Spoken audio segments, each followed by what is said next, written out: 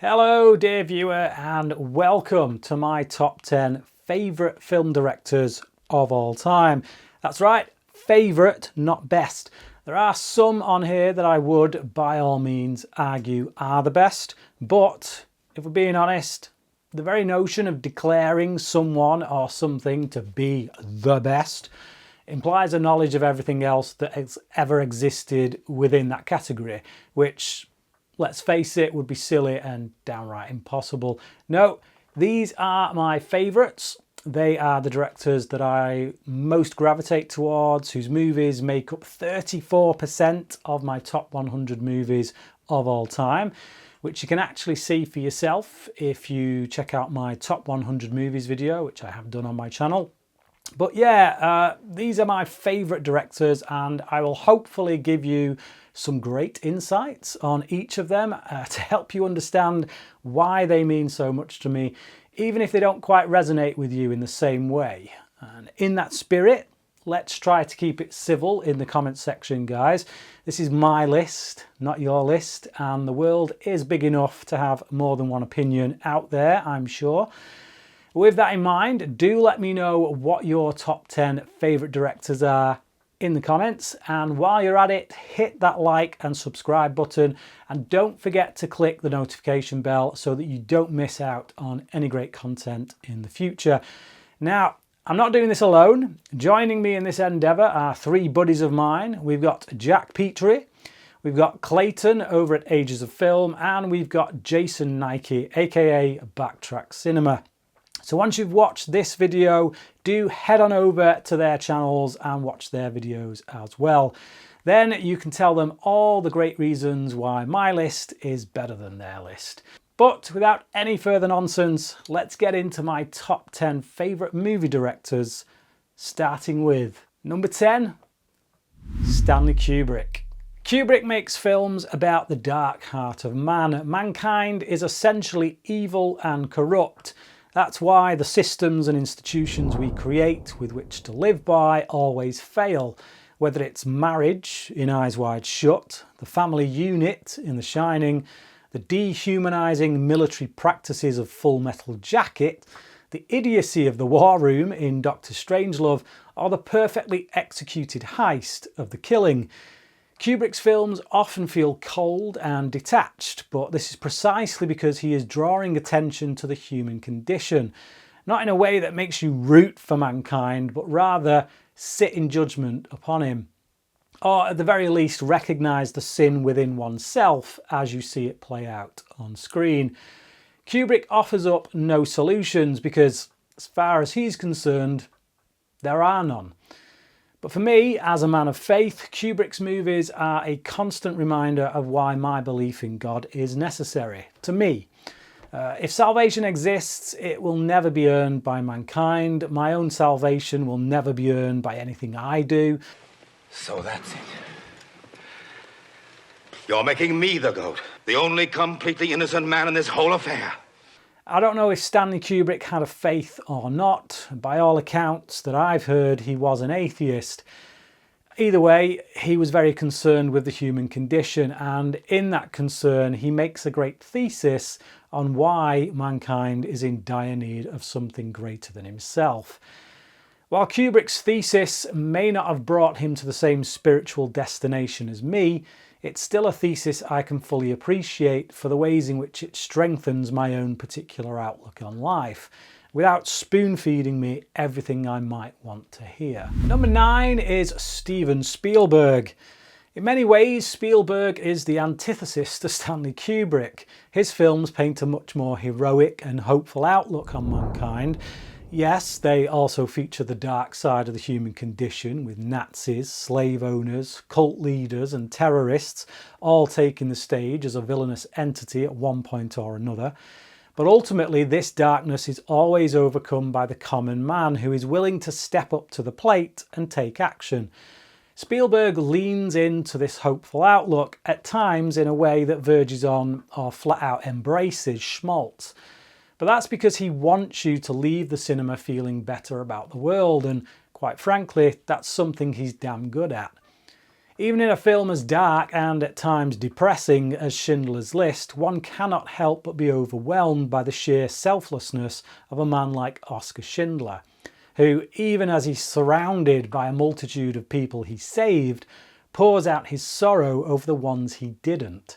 It is a most admirable human trait that most, I'm sure, would hope to see in themselves or aspire to emulate. Of all the moments in Schindler's List, it is that one that sticks in my memory, and it's the courage of Schindler himself in the darkest of times that leaves you walking away from a film about the Holocaust still feeling hopeful. It's Spielberg's ability and skill to inspire hope that makes his summer blockbusters such as Jurassic Park, E.T. or any Indiana Jones film connect so well with mass audiences. Despite whatever overblown circumstances that might be taking place in such films, ultimately they are family dramas in which children are given a voice and adults learn how to take responsibility or earn the respect of those around them. When it comes to the blocking of actors and positioning of camera, Spielberg is a master of efficiency, often dispensing with separate close-ups, mid-shots and wides, as well as one-shots and two-shots, by instead including them all in one continuous moving take. By effectively removing the cut in such instances, he keeps you within the action as it unfolds, while simultaneously adhering to the familiar language of film. This adds immediacy and tension to his movies that can often be broken in other films that cut from one shot to the next. This particular style of shooting reveals a director who has complete control over his set.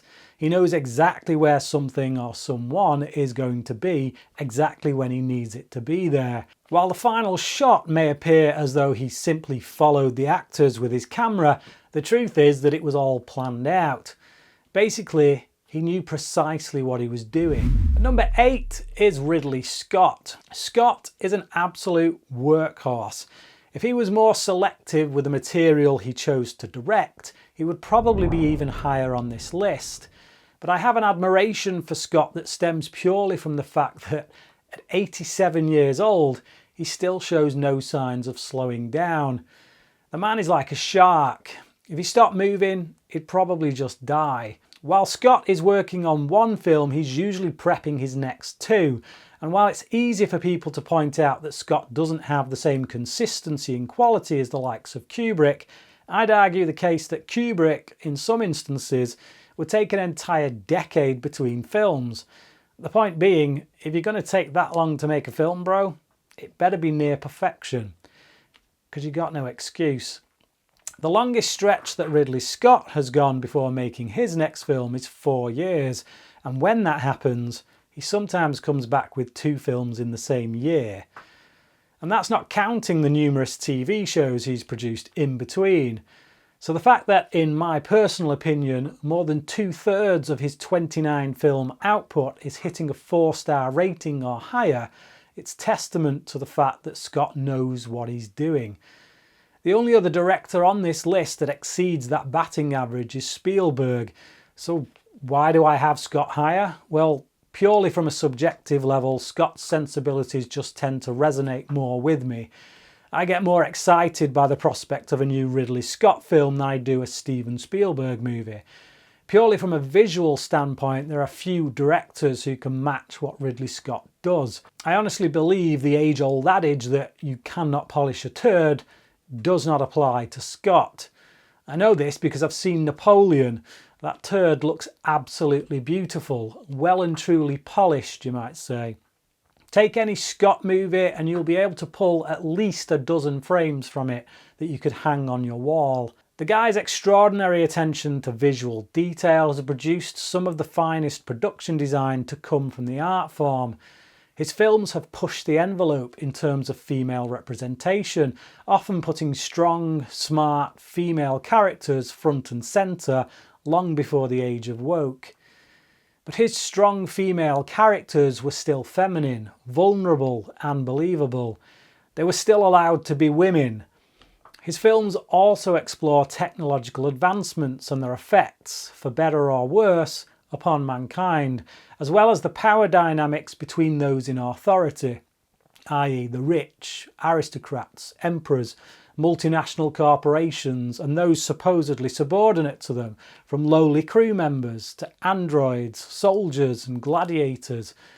The heroes of his stories are often working class people, something Scott no doubt relates to, having been raised in a working class home in South Shields. This is an aspect of his movies that I can also relate to. Number 7 is Damien Chazelle. Chazelle is obsessed with ambition. All 4 of his theatrically released films have dealt with this particular theme. Is there any wonder then that at 32 years of age, Chazelle became the youngest person to pick up the Academy Award for Best Director? Ambition is clearly something he knows a thing or two about.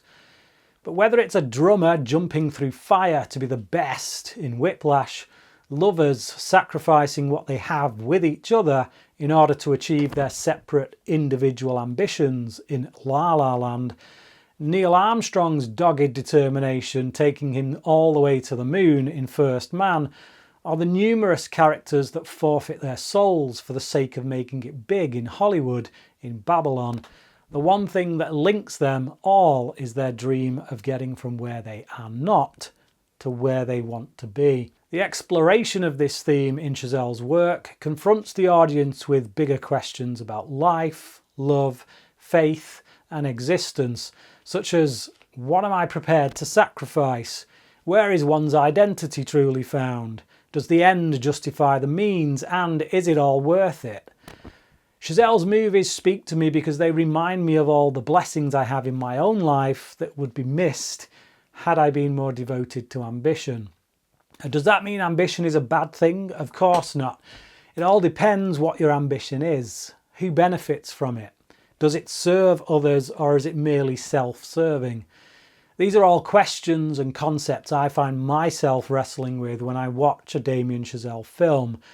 Mankind has been wrestling with them ever since Satan suckered Eve into plucking the fruit from the tree and offering it to Adam with the promise of being like God. Helping Chazelle in his exploration of these ideas are composer Justin Hurwitz and cinematographer Linus Sandgren.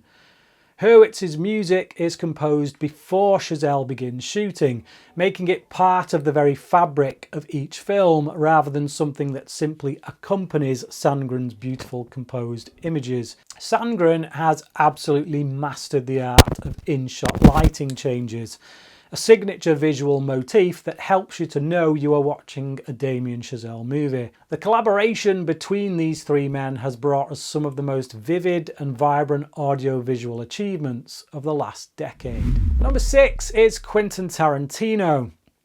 For detractors of Tarantino, it has become all too easy to dismiss him as someone who simply steals other people's work whilst adding lashings of hyper-stylized violence. But these criticisms are lazy and rely far too heavily on surface observations. While it is true that Tarantino borrows heavily from a great wealth of cinema that inspired him as a child, there's no doubt that his abilities extend to retrofitting those moments of inspiration into something that bears his own signature. Tarantino knows what he's borrowing, but more importantly, he understands why he's borrowing it. It's the difference between knowing and understanding the language of cinema, why certain shots and editing techniques make us feel the way they do, and merely repeating something haphazardly because you thought it was cool.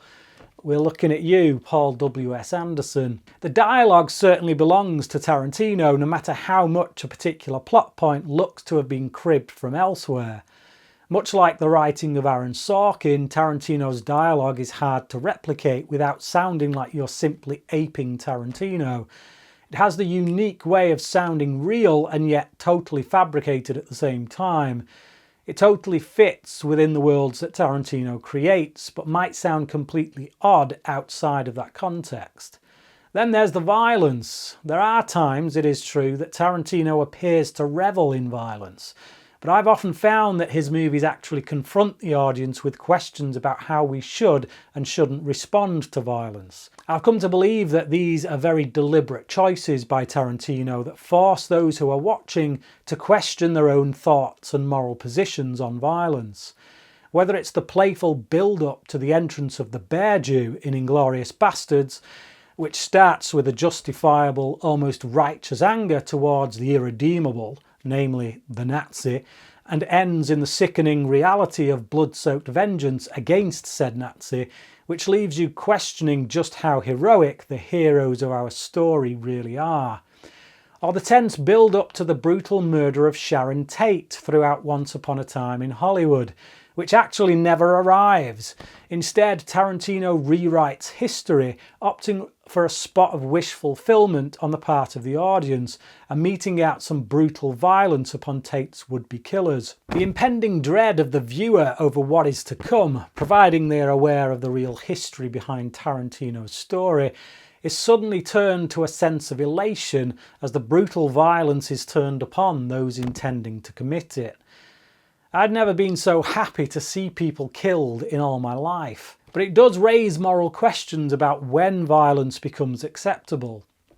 There's much more going on in a Tarantino movie beyond the glorification of the violence itself. There's purpose.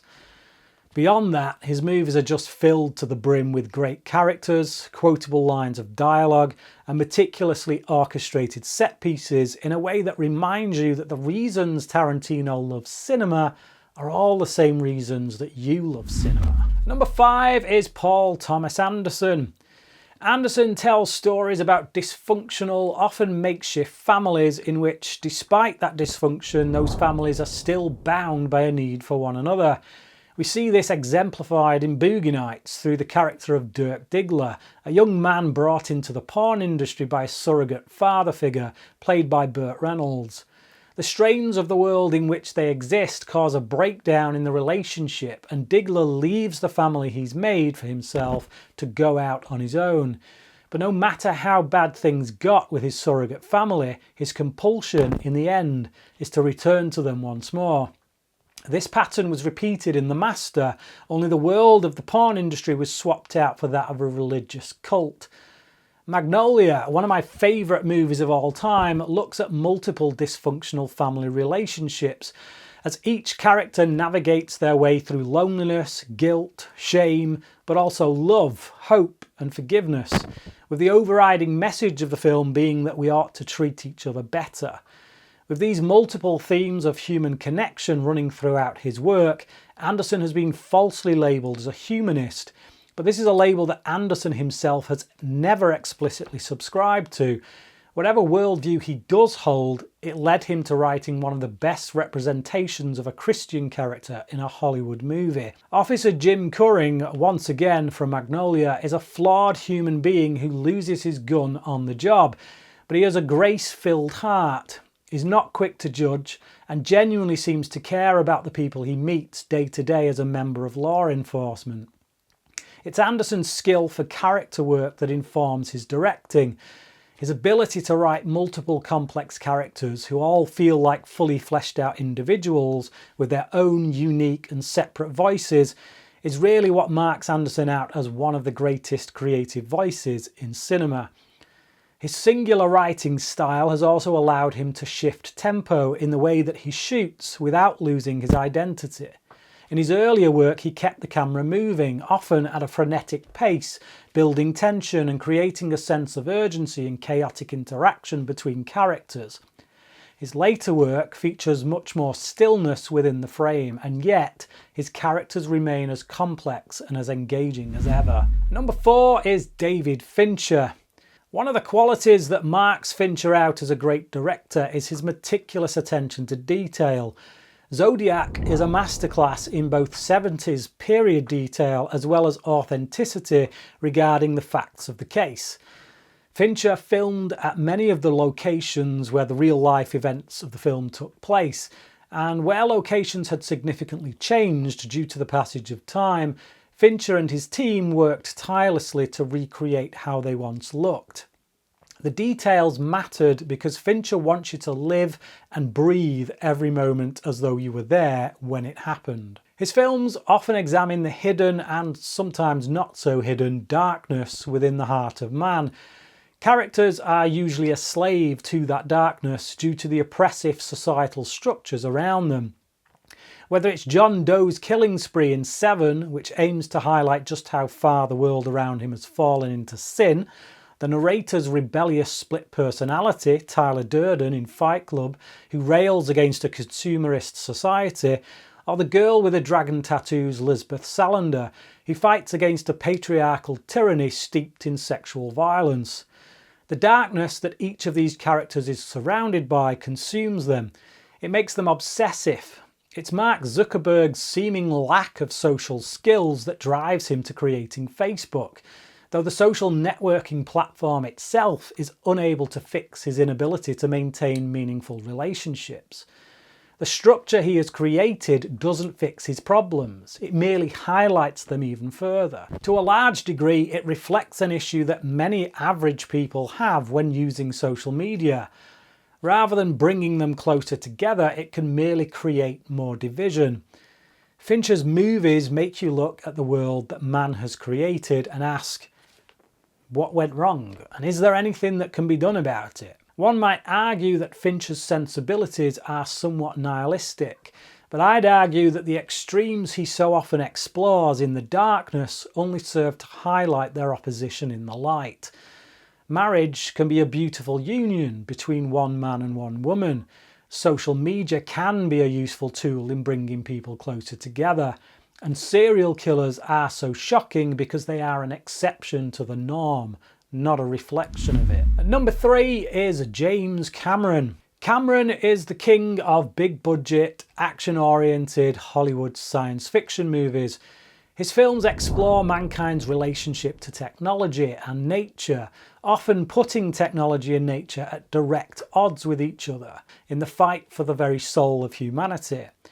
They show how technology is evolving faster than man's ability to make the right choices.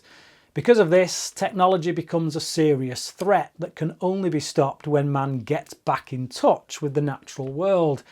Whether it be the oceanic environment of the abyss, the lush wilds of Pandora in Avatar, or simply the natural order of human relations, as demonstrated by the surrogate mother-daughter relationship between Ripley and Newt in Aliens. There is a desire from Cameron to see an end to this conflict between man and machine. He shows this in Terminator 2 as John Connor is reconciled to the T-800 in a strange but somewhat highly functional surrogate father-son relationship. Despite Cameron's obsessions with technology and the environment, the one thing that grounds each and every one of his films, even something as outlandishly silly as True Lies, is the human element. Cameron never loses sight of the fact that no matter how big the story you are trying to tell, it has to be about the intimacy of human relations. That's what keeps people invested. It's what allows them to relate to an unstoppable killing machine, or a crew of elite military hardasses, or a planet populated by a race of people that look like 8-foot-tall Smurfs. It's this human element that leaves Cameron open to attacks that dismiss him as overly sentimental, but it's this same human element that is the doorway into amazing worlds that Cameron is able to envision long before he and his teams invent the technology that allows us to visit them. That's right, Cameron doesn't just use what came before. Every time he releases a new movie, he advances the art form forward in such a way that it is other filmmakers that end up using what he brings to the medium. He's a pioneer. Whether it's pushing the boundaries of camera technology to allow for deep-sea filming in The Abyss and Titanic, or always being at the forefront of cutting-edge computer-generated imagery that allowed us to witness the shape-shifting antics of the T-1000 and step on board the Titanic 80 years after it sank, Cameron's obsessive drive for an on-screen perfection has made each and every one of his movies a cinematic event upon release.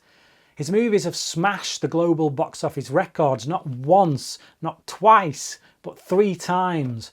Terminator 2 was not one of those movies, but even that film was the highest grossing film of 1991. It's clear from the numbers that people are drawn to Cameron's movies in droves. The reason for this, I think, is that Cameron delivers spectacle at its finest, whilst taking you to places you've never been, places that feel real and fully formed, whilst also drawing you into a human story that you can relate to, even if that story seems familiar. Does it matter that Avatar has more than a whiff of Dances with Wolves about it? Given the extraordinary world that Cameron takes us to, I'd rather think not. And number 2 is Denis Villeneuve. Villeneuve's movies are often concerned with identity, particularly how extreme circumstances or environments affect or shape one's identity. For this reason, most of his films play like thrillers, as they are psychologically driven, even when they are big-budget sci-fi spectacle. In Blade Runner 2049, our main protagonist, Agent K, is a replicant living in a world that despises him and treats him as less than. He seems to live out his days in acceptance of his lower class status. That is, until his latest investigation takes him on a journey of self-discovery where he begins to question the position he's been placed in and wonders whether he was meant for more. Notions of choice and free will play a huge role in Kay's acceptance of who he may or may not be, but ultimately the film presents identity as something we choose as opposed to something we inherently are. In Prisoners, Hugh Jackman plays Keller Dover, a loving and doting father, but his identity as a father is really stretched to its limit when his child is kidnapped, and we get to see the absolute extreme of how far a father is willing to go in order to find their child. Likewise, in Arrival, the identity of motherhood is also explored in such a way as to show just how much the pain of life is worth when measured against the beauty of a parent and child bond. It is the identity of motherhood that determines the choices made by the character of Louise Banks, as played by Amy Adams in the film. Villeneuve is an absolute master of blocking, that is, the positioning of actors within the scene in relation to where he places the camera, as well as what he chooses to do with the camera. If you want to see how to effectively build tension within a very crowded scene, look no further than the US-Mexico border crossing scene in Sicario. Villeneuve's skill with knowing what to shoot and how to shoot it, coupled with his unique explorations of identity, make him a truly great director who always has something to say and always knows the best possible way in which to convey it. At number 1, it's Christopher Nolan. Of course it is. Anyone who knows me, was it really going to be anyone else? Let's face it. Nolan's movies deal with the closely linked themes of time, perception, and existential meaning. He presents time frequently as the enemy or antagonist, whether that's the dilated time of Interstellar, stealing away the experiences that might have been had between parent and child, or the suffocating endlessness of a lifetime lived in but moments of a dreamscape in Inception. In both these movies, a character's relationship to time directly affects their perception of the world around them, leading them to questions of existential meaning. Is the pursuit of scientific endeavour worth anything at all without the love of those we hold dear? And if we get too lost in memory, do we miss out on what is real? The same can be said of the time-travelling antics of Tenet, which ultimately leads to its central character weighing up the notion of fate versus free will. Nolan often frames these themes through stories told in a non-linear format, particularly from the subjective perspective of one specific character, with the fragmented narrative allowing the viewer to identify with the internal struggles of that character. In Memento, our central character, Leonard Shelby, is disoriented by a condition that affects his long-term memory, and the non-linear way in which the film is edited allows the audience to share in Leonard's disorientated state. In Dunkirk, Nolan uses his non-linear editing to place different people in different places at different times, but all within the same moment, during the ultimate battle for survival. It allows for a sense of we are all in this together from its central characters in a film that is ultimately about togetherness in times of war. It's Nolan's ability to craft a big blockbuster spectacle around complex stories that ask big questions about our place in the universe, which makes him my favourite director of all time. And I managed to get through that without mentioning The Dark Knight once. But there you go, that was my top 10 favourite directors of all time. But what about you? Do you agree with any of my choices? Or do you disagree with all of them? Let me know down in the comment section below, and do let me know what your own personal top 10 might be. Do check out the other guys' top 10 videos as well. That's Jack Petrie, Ages of Film and Backtrack Cinema. Also, if you haven't done so already, don't forget to smash that like button, click subscribe and hit that notification bell so you never miss out on content from this channel. But for now, thanks for watching, and until next time, cracking.